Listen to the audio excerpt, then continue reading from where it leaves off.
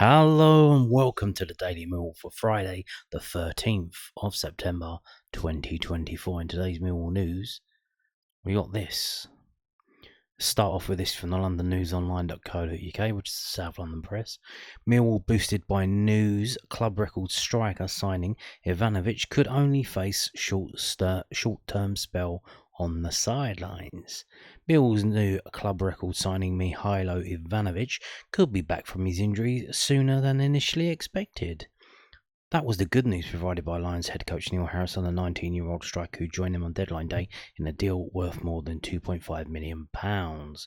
Mill's medical before they signed Ivanovic flagged up a foot problem. After the 3-0 win over Sheffield Wednesday, a timeline of around 2 months was mentioned by Harris before the frontman could be available. But the Serbian FA still called up the youngster during the international break before sending him back to the South London club due to that injury, but also a hamstring strain. If you check out the video I made on that, you'll know that the international standard, the FIFA rules say you have to give clubs 15-day notice. So the National Association has to give the clubs 15-day notice, which if that is true, then that means he was called up while he was in Vojvodina. And then Vojvodina and maybe the player himself realised that once they got that international cap at Serbia, that would have allowed them to get a work permit in the UK. So he didn't get called up as a Millwall player. It didn't happen like that. Ivanovic saw a specialist in London on Thursday. The initial update is a lot more positive from seeing a specialist today, said Millwall head coach Neil Harris, speaking on Thursday in his press conference previewing Luton Town. I shouldn't get excited to think I'm going to see him in the Millwall shirt on Saturday, but it is a lot more positive. We think maybe the specialist might find a more positive solution to the rest period or an operation, but I need to get more clarity from the medical department. I've just had a quick update from head of performance. It's a lot more positive on the fracture to the metatarsal that we might have been able to find a solution to, but then we're also very mindful of the mild hamstring strain that he had when he joined us. We're really thankful to the Serbian FA for being really diligent and the full process of getting him back here to see the specialist quickly. They've done really well here to save us some time with him. From the initial report of him being out mid-term, it's a lot more positive than that, and we're hoping for a short-term solution. But as soon as I know after Saturday's game, I should be able to give a further update.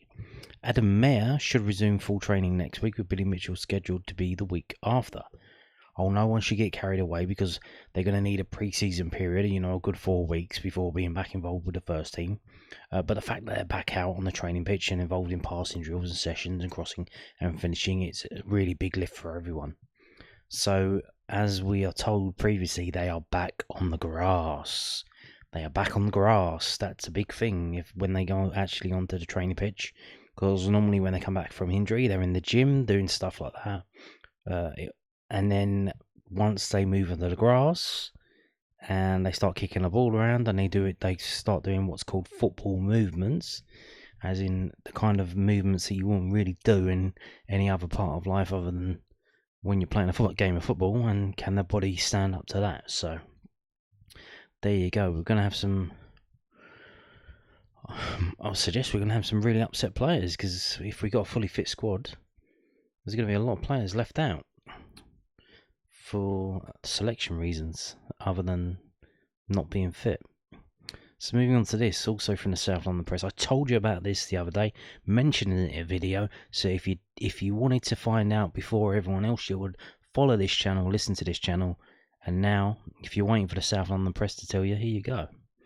As mentioned previously on this channel, previously on the Daily Millwall, Millwall defenders joined a fast-track referee pilot scheme. Neil Harris feels it is the future of the game. So here we have. So to be fair, they have spoken to Neil Harris and got a quote about it.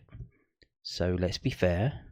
So they've got the story and added to it, which is good. So let's have a read of it. Obviously, the South London Press published on a Friday, the big edition. So maybe if you see it in the newsagents, pick up a copy.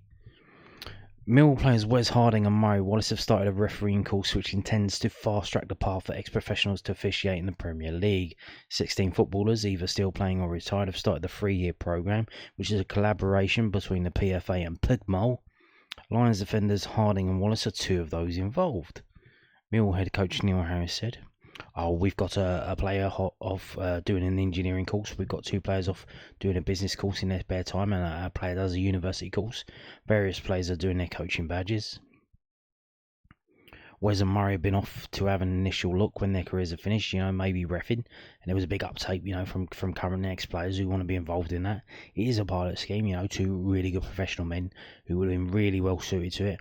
Do I think it's the future of the game? Yeah, I think so. I just look at cricket, for example, and ex-players umpire. The biggest gripes for managers and coaches and players is a lack of consistency, or maybe common sense, but that's not me hammering the referees. I mean that common sense regarding football matters, and that's what players have to do, the game understanding. Some refs do a brilliant job and have done for a long time, but if we can integrate some ex-professionals into refereeing, as well as I can, see it as a positive. Indeed. So Harris is a big fan, but interesting to see that the players are not your typical, lazy footballers who just probably after training just go home and play PlayStation or something, you know what I mean? They're doing stuff. They've got an engineering course, business courses, university. They're not skivers. These are people who are building for the future whilst playing professional football right here, right now for Millwall. So lovely stuff. Moving on to this again from the South London Press. Romain Esse contract extension is hugely important to Millwall. Neil Harris on new deal for exciting Den prospect. Neil Harris has described Romain Esse penning a new long-term contract at Millwall as hugely important. Lions owner and chairman James Burleson recently talked about the importance of having players that have long-term value who can eventually be sold for big sums and help balance the books. Lambeth-born winger SA19 has started every championship match this season and has also broken into the England Elite League squad, formerly the under-20s. SA, who came through Millwall's youth ranks, came off the bench in Tuesday's 2-0 win over Romania and started on September the 6th in a 1-1 draw against Turkey. We talk about, the model that Jimmy wants to create, and Romain becomes a huge part of that. Harris told the South London Press. Alfie Massey is a huge part of that. Adamu and Dan Kelly, they're huge parts. Femi Aziz came in as a very young man with hope about his potential as well. A Romain signing is, hugely important for us. He's been in our system for a number of years, and there's been a lot of work that's gone into Romain. In particular, Scott Fitzgerald takes a lot of credit for that. The club identified that last year. Gary and Joe played their part in helping his development, and all I said in the summer to Romain and his father was that, you'll play for me. I want him to progress. I want him to be part of our team, part of our football club, and help him on his pathway. He's representing England under-20s elite squad at the moment. Hopefully, he will progress into the under-21s in time. His performances since the start of pre-season have just got better and better. He was exceptional, against Sheffield Wednesday, especially when we got in front and the confidence went around the ground. He really excited, really excelled. He trains like that every day. There are going to be highs and lows with Romain because he's such a young player, but his potential is huge. A huge part of the reason why I'm here is to help young players develop in their football careers and teach them what it is to be here. And it's important for myself, David and Adam being here as senior Millwall men, but also for the senior players to help them progress as real characters. Indeed, as we've just heard, senior players off doing courses, business. They're doing some business. Now moving on to this. Again from the South London Press. Again. 4 in a row. Mill boss Harris, door is very much still open for Aberdeen loanee Kevin Nisbet. Oh dear. I think the fans have already turned on him, mate, so I doubt it's going to go well if he comes back, but there we go.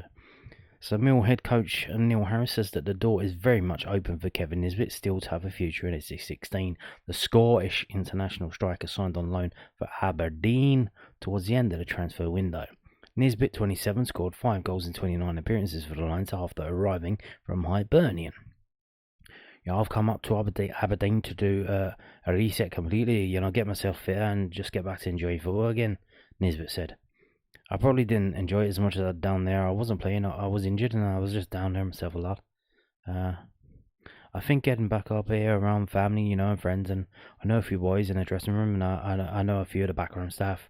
It's helped me settle in very quickly. It's just about getting back, playing, and scoring goals.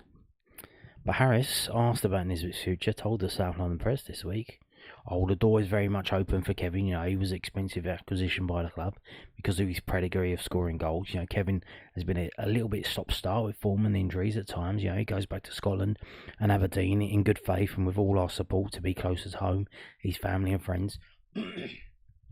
Back to a league he knows, to help try and catch the eye of the national team manager, Steve Clarke. Ultimately, we're hoping he goes there, plays a lot of football, scores goals, gets back to full match fitness as well as a really good place, mentally and physically. Then the possibility to come back into the team and help us again in that positive mind frame will be strong for all parties. I'm really going to keep a close eye and communication with Kev, and I really hope he plays games and scores goals. I think we all do, because I think that means when we do sell him, we'll get a better price for him. Because, but I doubt he's going to have an easy time if he comes back. The fans, don't rate him that much, and if he's got an attitude problem, that's... If you can't play very well and you've got an attitude problem, you might as well just fuck off, because you're not going to do well at Millwall. Now, moving on to this is going to be a long one. In depth with Josh Coburn as he relishes chance to learn off Millwall all-time record goalscorer Neil Harris. Josh Coburn is confident that working under Millwall's all-time record goalscorer Neil Harris is only going to benefit his all-round striking game. The 21-year-old centre forward netted on his Lions debut before the international break a 3-0 victory over Sheffield Wednesday at the Den.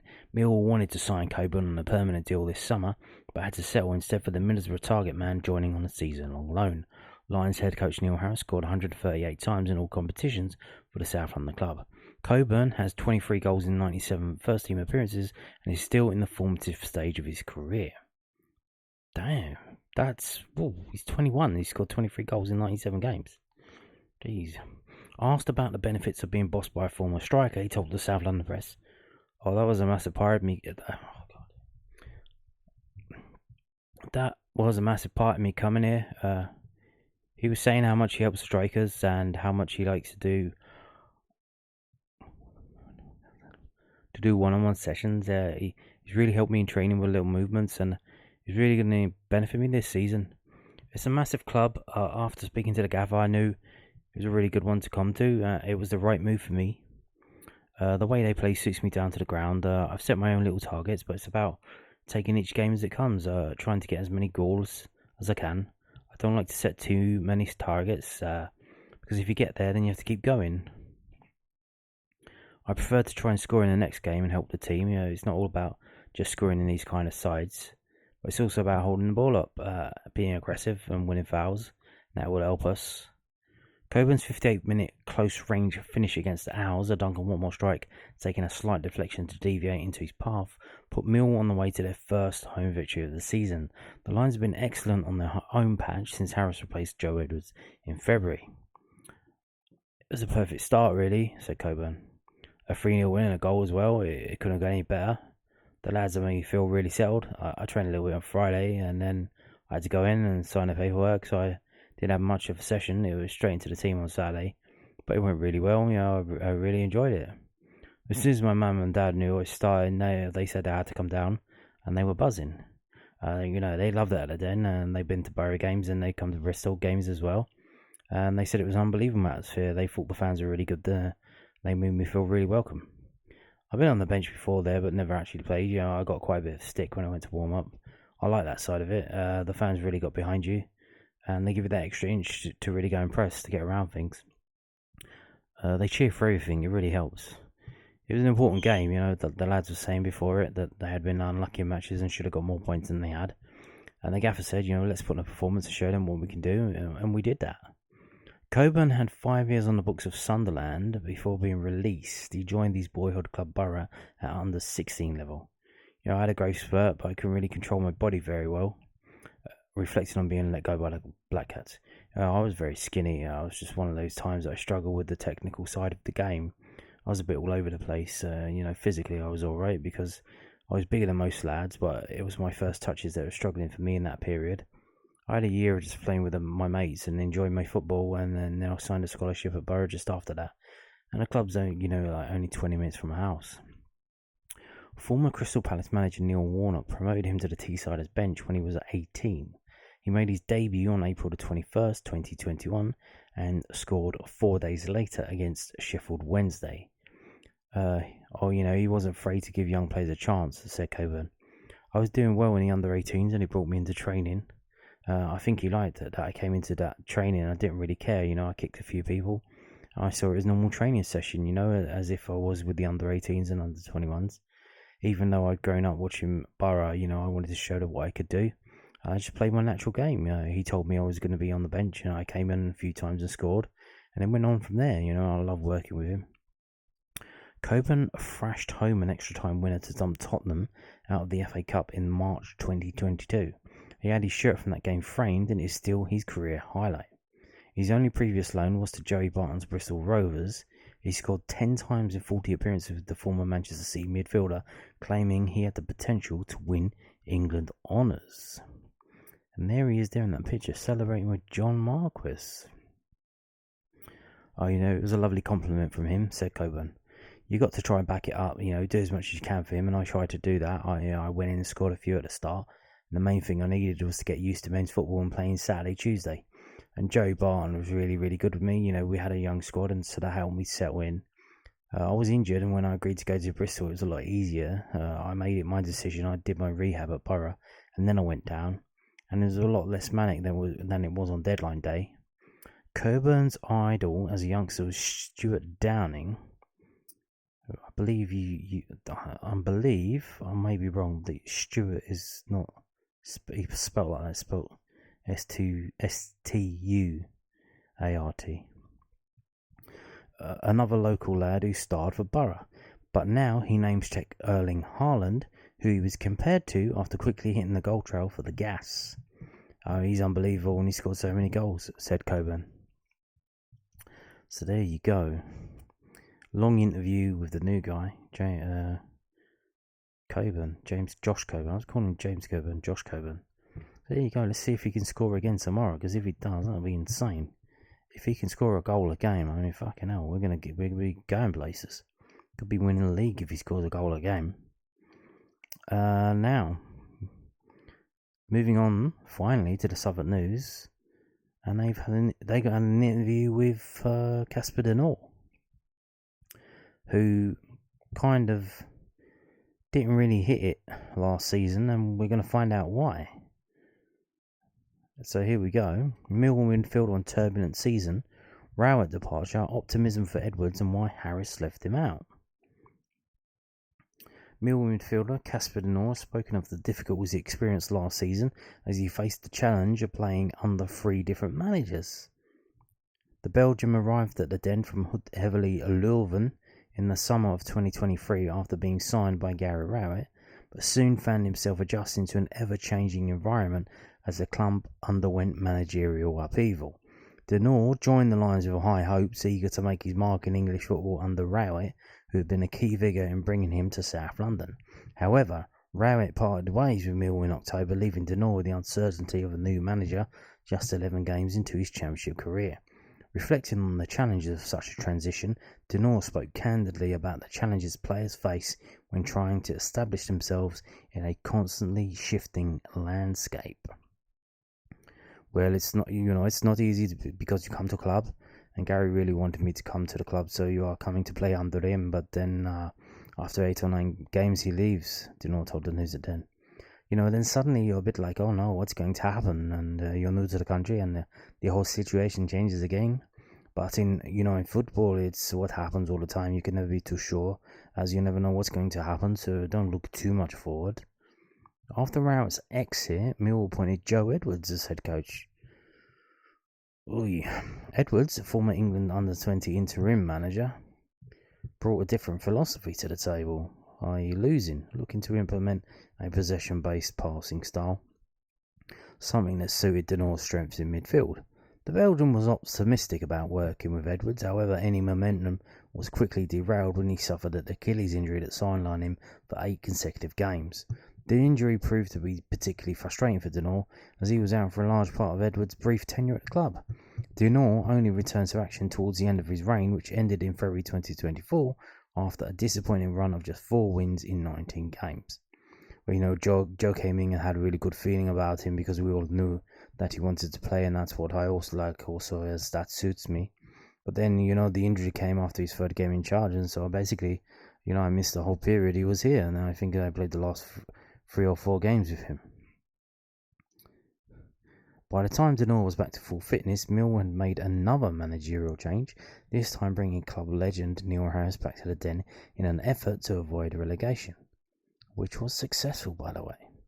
Harris's arrival sparked an immediate improvement in performance, which was reflected in results, but for De Norre it was yet another period of adjustment, as Harris initially favoured the midfield pairing of George Saville and Billy Mitchell. When Neil came in, it was a bit tough in the beginning as I was not playing, but he was always very honest with me until I was choosing the other guys to play. The team was doing well and collecting points, so you just have to do your best and try to get into the team. You wait for your opportunity and you support the guys who are playing, and that's what I did. I didn't think too much about it. Despite these challenges, De Norre remained patient and focused on making the most of his opportunities when they came. His persistence paid off towards the end of the season as he featured in the final 3 games, scoring the winner on the final day of the season at Swansea City. He said, I was happy to end the season last year, and I played 3 games and I scored in the last game, which finished off the season with a good feeling, and I'm always happy to score goals. I don't score much, I love to score more, so that I could learn how to celebrate better, De Norre started the 24-25 campaign with renewed focus, but he's featured in every league game so far, benefiting from Mitchell's absence due to injury. But De Norre knows that competition for places will be fierce once Mitchell returns. Ryan Wintle also arrived during the summer transfer window, and De Norre is looking forward to the fierce rivalry in midfield. I have a good relationship with Billy. I think it's healthy competition, and it's what you need to push each other to the best levels. We want to both play, and we both have to fight for our spot. Indeed, tags, update me. Sure, why not? Now, that's it for all the stories today. Now we're going to preview a game. We're going to actually get to the game. We are back. We are back in business at the Den. And we're going to start off by telling you how you can watch the game. Obviously, you can go to the ground and buy a ticket, but if you're on the other side of the world, not that easy to do, really, is it? But with the wonders of modern technology, you can watch the game. Obviously, because the game is on Sky Sports in England, that sometimes affects the ability of where you can watch it abroad. It's on these channels abroad. For some reason, it's on Disney Plus in South America, in various South American markets, in Argentina, in Chile. I don't know if that's correct. In Bolivia, you can watch the game in Disney Plus Chile. How does that work? I don't know if that's correct. Nova Sport in Bulgaria, Moja TV, Arena Sport 1 in Bosnia and Herzegovina. Don't forget the Herzegovina. Costa Rica, it's Disney Plus. Croatia, it's Max TV to go. Arena Sport 3.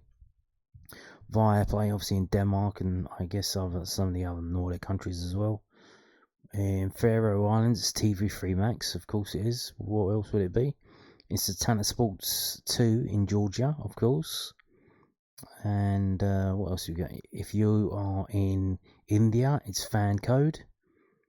If you are anywhere in the world, it might be on Bet365. You might have to have a bit of money in your account or even have a bet on the game.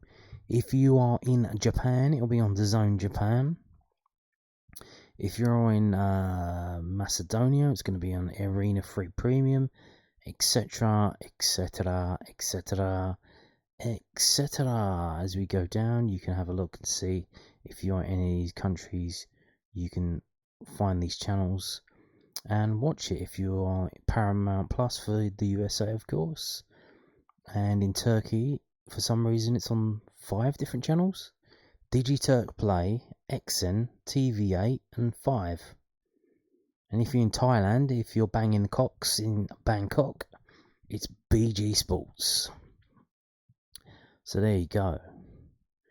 Now, this is from millfc.co.uk.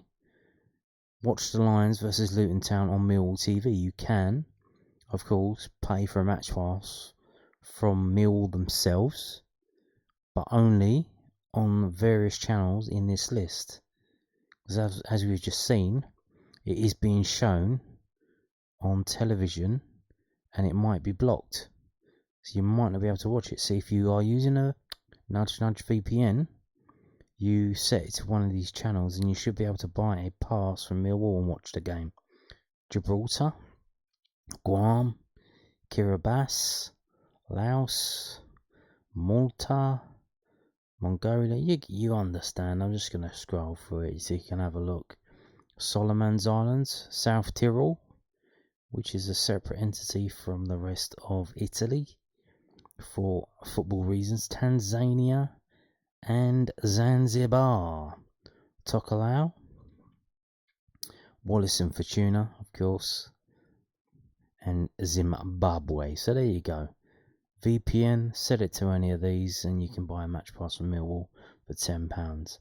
If you're going to the game physically in the real world, got some news again. So obviously, Millwall Football Club would like to inform supporters of train travel arrangements for the Lions' upcoming home fixture against Luton Town at the Den. The following information has been provided to the Lions by Go via Thameslink Railway Limited in an attempt to ensure the fans are best prepared for their journeys to SE16. Ahead of the Lions meeting with the Hatters, engineering works means no trains will run between Streatham Hill and Norwood Junction or London Bridge via Sydenham New Cross Gate. So basically, there are no southern trains that will be stopping at New Cross Gate.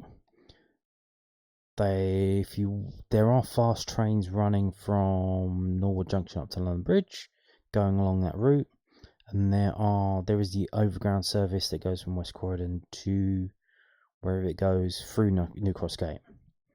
But the southern services will not run, and the London Bridge to Beckenham Junction trains will not run, much as it was in the last game that we played before the Sheffield Wednesday game before the international break. But yet again, they are running the Millwall shuttle. They are running the Millwall shuttle from London Bridge to South Bermondsey and back again before and after the game. So fantastic stuff from them. And as I've said previously, if you could take some time to thank them for doing their jobs, but in a less passive aggressive way, we might get more of this going forward. So there you go. Now, moving on to this. Saturday's match sponsor, XPRT Construction, which I've just realised, I didn't realise when I pulled it out, means expert. Expert, without the vowels. No vowels, they've had some vowel movements. Mill's match sponsor for Saturday's visit of Luton Town is XPRT Construction. And Mill spoke to them about the game, about Millwall. Please introduce yourself and your company. Expert Construction is a leading specialist in roofing and cladding solutions, delivering high-quality craftsmanship and expertise across a wide range of products. With years of experience in the industry, we provide tailored solutions for both commercial and residential properties, ensuring long-lasting results that meet the highest standards. As a trusted contractor, Expert Construction specialises in all aspects of roofing and cladding, from installation and repair to maintenance and refurbishment. Our commitment to excellence, safety and client satisfaction sets us apart, making us the go-to choice for reliable and professional construction services. If you could liken your company to a Millwall player, who would it be? Super Neil Harris. He's got a heart and drive and will always support the club through the highs and lows, well, mostly lows, but that's why we love the club. How long have you followed Millwall? Since I was a baby. My dad and granddad are both massive supporters. It runs in our blood. Do you remember your experience at your first Millwall game, and when was this? I would have been around 4 years old, and I think it was Millwall versus Leeds in 2009. How could Millwall supporters benefit from your company's services? Millwall supporters could benefit from Expert Construction services in several ways, whether for personal, business or community projects. Residential roofing and cladding, business properties, community projects, stadium and event support, by offering top-tier solutions Expert Construction can help Millwall supporters with reliable services that meet their specific needs, and they are at xprt-construction.co.uk. So check them out. Moving on to this, we've got some matchday mascots. We have, first up, George Suter, pictured there with Neil Harris. He is 12 years old and goes to St Michael's School in Bermondsey. His favourite player is Defet Tanganga, and he goes to every home game and some away games as well with his dad. His hobbies are goalkeeping, training, boxing and playing FIFA. Next up is George Catlin, pictured with Jake Cooper. He's 10, but he turns 11 on Monday. So happy birthday, George. He enjoys playing rugby and football as a goalkeeper for his local team. His other hobbies include playing on his PlayStation and spending time with his pops. His favourite player is Jake Cooper, pictured above, and his score prediction is 2-0, Millwall win. And next we have Bobby Tomlin. Bobby's football mad and plays for his local side, Holmer Green FC. He loves to practice with his dad in the garden in his spare time. Bobby works hard at school, good, and enjoys coming to the den to watch Millwall play. His favourite player is Romain Esse, and his score prediction for Saturday is 1-0 to Millwall. Next up, we have Henry Simmons. He's 9 years old, but he turns 10 on Wednesday. Another birthday. Happy birthday, Henry. He currently plays in goal. Another goalkeeper as well. For the Bromley FC Under-10s youth side, enjoys playing all other sports and gaming. His favourite player is Defet Tanganga, and his score prediction is a 2-1 Millwall win. Next up, we have Harty Watlin. He's 9 years old. He loves playing out with his friends and plays football for his local club, Ware FC. He also loves to watch Millwall at the Den. His favourite players are Jake Cooper and Ryan Leonard, and he thinks the score will be 2-1 to Millwall. However, his mum thinks it's going to be 3-2 to Millwall, so let's see who's the closest. Indeed, and now we have Teddy Mardell. He's 9 years old and he loves playing football. He also enjoys travelling home and away to watch Millwall. His favourite player is Tom Bradshaw, and his score prediction is a 1-0 Millwall win. We hope you all have a wonderful day. Now, moving on to the message board. These are the requests that have been sent into millfc.co.uk ahead of Saturday's Sky Bet Championship against Luton Town. Wishing Lila Clarkson a happy 7th birthday. Love you loads from Daddy, Mummy, Dennis and Arthur. Hope you have an amazing day and we'll get a massive 3 points in the bag for you. Come on, you Lions. And there they are. There she is, pictured. The human, not the furry. Moving on. Happy 9th birthday to Patsy. Which one is which? Which one is Patsy? On the left or the right? Or in the middle? I don't know, but whichever one she is, she's 9 years old, so happy birthday. And if you want to get on the message board in the future, email slo@millfc.co.uk. Obviously, well ahead of the game that you want to be featured in. Now, here we go, on to the main event. This is from 11v11.com. It's the historical record of all the games played between Millwall and Luton, and I've organised it so it's Millwall home games listed at the top. First ever game was played on the island, 1993, in the FA Cup. We beat them 3-0. I think that was the season that we did quite well. Or was that 1906 when we got to the semi against Southampton? I think. As you can see, we didn't lose to them in the first 4 games. It took until the 5th game for them to lose, and then we had another 4 games without a defeat, and then we lost to them. Another rare loss in 1936, and weirdly another run of 4 games without losing. In fact, 4 wins in a row, and then we lose again. That was in the League Cup in 1969, and then we go on another run of 4 games without losing to them, and then we lose. And then the next run is 3 in the 1970s, including massive wins. 1976 a 4-2 win. 1978 a 4-0 win in the FA Cup, which 31st of January, I imagine that would have been the 4th round probably. And then we do lose again on Boxing Day 1978 2-0. And then we go on a much longer run without losing to them, from 1988 in November all the way down to 1995, and then during our troubled times of administration, 1996, we lose to them, and our worst period ever, against Luton at home, we lose 3 games in a row, and we don't even score in 1996, 1997, and 1999. And judging by so 1 game just before Christmas, 1 game in the middle, just after Christmas, and then 1 game at the end of the season, it looks like, the 8th of May. Well, that's not good. But then we go on another insane run from 1999 with 3 wins in a row, a 0-0 draw, and then the last of the last 4 games, 2 wins in 2020, New Year's Day 2020, October 2020, a 2-0 win, and then a weird anomaly, a 2-0 defeat in 2021, October 2021, and then another 0-0 draw, which would have been when we were trying to get promoted, but that was the game where it kind of, we should have won that game, I think, and we didn't, and it was kind of put the wobbles on our efforts to get into the playoffs. It kind of messed us up because we were up there and they were up there, and we probably should have won that game, and we didn't. It was a 0-0 draw, and obviously since then they've been up in the Premier League for a season, came straight back down as expected. Massive turnover of players, and they ain't doing too well. I think if we beat them tomorrow, their manager might be gone. It wouldn't surprise me. It normally happens, and when the chairman usually think, well, if you can't even beat Millwall, like, what are we doing here? You might as well go get a tin tack. But as you can see, this is a game that we win a hell of a lot.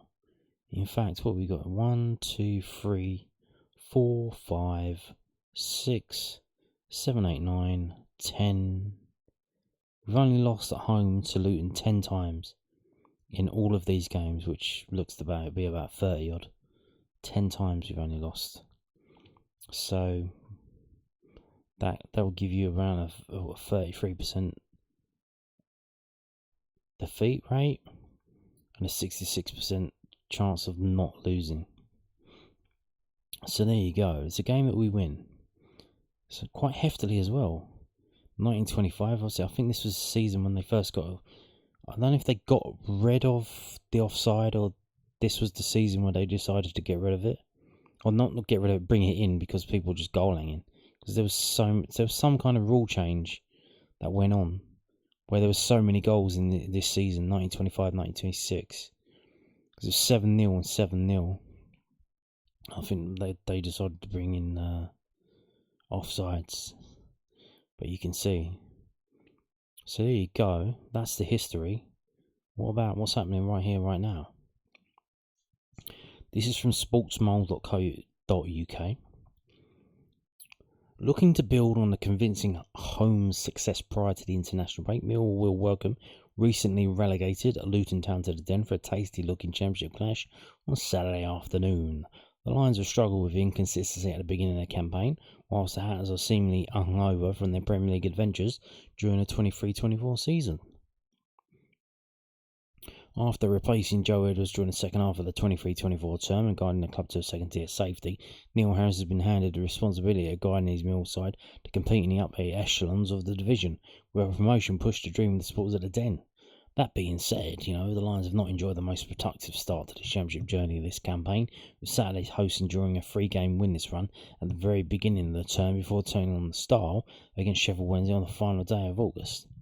Just 7 days after the lacklustre goalless draw at the MKM Stadium versus Hull City, Millwall were at their clinical best against Danny Roll's stuttering Sheffield Wednesday, with second-half strikes from summer arrival Josh Coburn, Duncan Watmore and Jay Cooper securing a 3-0 victory. Making the net ripple for the 4th time already in the second tier of an effort against the Owls, former Sunderland youngster Watmore is an early front runner in the race for the Championship's Golden Boot Award, currently sharing top spot with Josh Madger and Mark Harris. Following a commendable return of 23 goals across 2 campaigns at the Den, Zion Fleming departed Millwall for a title contender Burnley on the final day of the summer transfer window, meaning that the Lions are now without a Flying Dutchman who served them so well in recent times.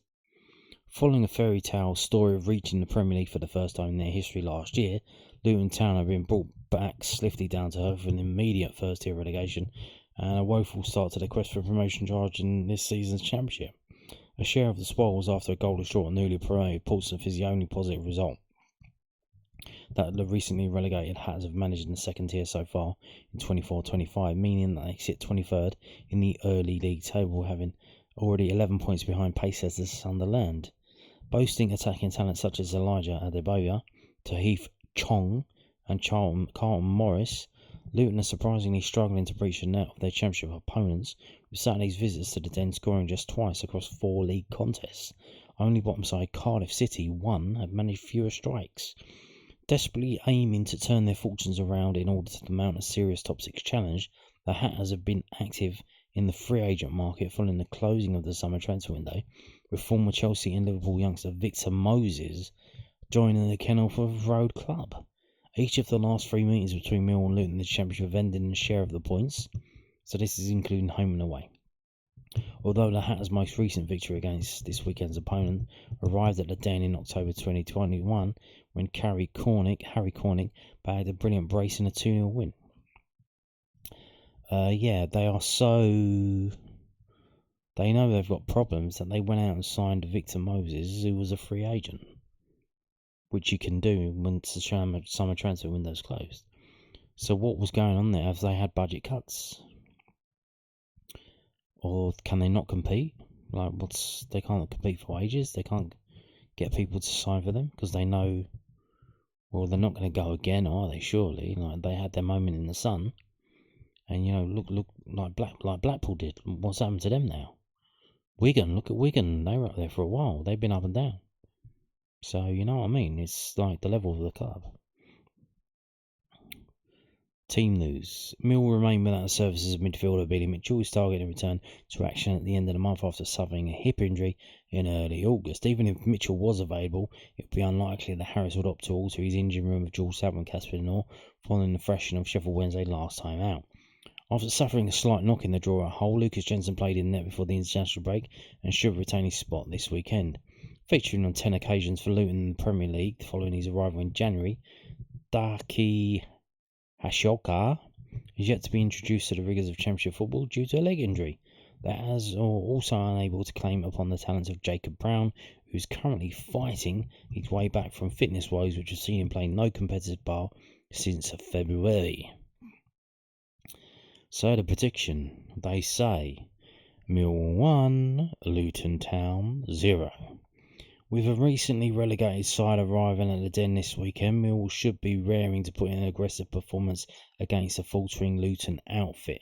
The Hatters undoubtedly possess the talent to hurt the Lions on Saturday, but we feel that Rob Edwards' troops will stump to their 4th defeat of the league campaign. Indeed, indeed, indeed. And I think a lot of other people agree there. So, moving on to this, whoscored.com. As we've just seen, low scoring affair really. The last 6 games at the Den, only 7 goals for Mill and only 4 goals for Luton. 7 cards apiece. As we've seen, three of the games have been won by Mill, 2 have been draws, and only 1 has been a win for Luton. This is how the table stands. As you can see, Luton not doing very well. 0 wins, 1 draw. They've only scored 2 goals. They have conceded the same amount of goals as us though. And we only just had our first win. Now, you'd think a few things maybe just clicked. We were doing well. We were firing on all cylinders, against Watford and another game, but it just wasn't. Bristol City just really wasn't working for us, was it? A bit unlucky, but we didn't have Tanganga then. So we were doing well up front, but the defence wasn't doing it. The new keeper was a bit shaky as well. So we'll see how we go. But you can see, so if you've got this attacking lineup, Luton, who've only scored 2 goals in 4 games, going up against Tanganga and the rest of the Millwall defence, or is it because are they attacking but they're not very good? Is that why they signed Victor Moses? They need a bit of creativity up front, or are they just too defensive? Are they too defensive first? don't know. But if that might be a problem for us if they try to park the bus at the Den. Can we break them down? Do we try too hard and then open ourselves up to counter attack? Could go a number of ways. We will never say. So here we have the games, the home games for Millwall this season, and the away games for Luton this season. For them, it's 2 in the league and 1 in the cup, and they've only scored 1 away goal. That was against QPR Rangers, Queen's Park Rangers in the League Cup, a game that they lost on penalties. But they've only conceded 2 goals in 3 games. They kept a clean sheet against Portsmouth, but they failed to score against Portsmouth, and they failed to score against Preston. So it does seem that their mindset seems to be, maybe you know what it is? It probably is that they just tippy-tap it around the back, which if you do that, you reduce your chances, because it takes so long to get the ball forward. If Millwall doing a high press, if we do the high press and they do tippy-tap it at the back, we won't even we'll just give them the ball, let them fuck around with it, passing it sideways at the back. We'll high press them, get the ball off them, and then boom, we'll get in there. So we won't even have to break them down, which is a problem we have. It won't even be an issue for us. But as you can see, looking here, Luton's strengths, they don't have any strengths. But look at Millwall's strengths, and look at Millwall's weaknesses. And Luton's weaknesses, defending against through ball attacks and finishing scoring chances. They're very weak, and avoiding fouling in dangerous areas. So there you go. So what we're going to do now, we're going to go into the prediction from whoscored.com, and here we go. Let's see what they say. Match facts. Millwall have drawn their last 3 matches against Luton in all competitions. That's obviously home and away. Millwall have kept a clean sheet in 5 of the last 7 matches in the Championship. Obviously that's going back to last season as well. Millwall have seen under 2.5 goals in their last 3 home matches against Luton in all competitions. That might be a good one. Obviously, with this early start, I think it might be a bit cold as well. These early games, they generally don't really have a lot of goals in them, do they? But they say Millwall 1, Luton 1. Millwall was staring down the barrel at an uncomfortable season after 3 poor performances to kick off the campaign, but a dominant 3-0 win against Sheffield Wednesday game week 4 has improved the mood in South London. Neil Harris' side will now look to build some momentum after a strong end to the transfer window. Luton's disastrous start to the season took another negative turn 2 weeks ago when 2 quick-fire second-half goals from Nicholas Madsen and Michael Frey put them behind against QPR. The Hatters have just 1 point from their opening 4 league games and failed to add significantly quality to their squad in the transfer window. Indeed. So, I don't know, but they say that, but then they go Millwall 1, Luton 1. I think on the balance of probability, seeing that we're at the top of the scoring chances created list, we're at the top of the expected goals list. If we carrying on how we've been carrying on, this is a game that we win, is it not? Why would it not be? Especially with the quality of the opposition, where they've only scored 1 goal. Tommy Chong, whatever his name was, is it Chong? Tommy? I can't see how we don't batter them. Now, it's like I said, is it a game that we just win, or is it a game that we win heavily? Like, we beat Sheffield Wednesday 3-0. We scored 3 goals at Bristol City. We scored 2 goals against Watford. So, I mean, and that was most of that was before we had Coburn. Now we got Coburn. I mean, he looks the real deal. I think this is going to be a heavy win for Millwall. I think it is, and I think there is a very real chance that if we do heavily beat them, that the manager's going to get the sack. So I'm going to have to go. I'm going to go Millwall 4, Luton 1. Millwall 4, Luton 1. And on that note, thank you for watching, and goodbye.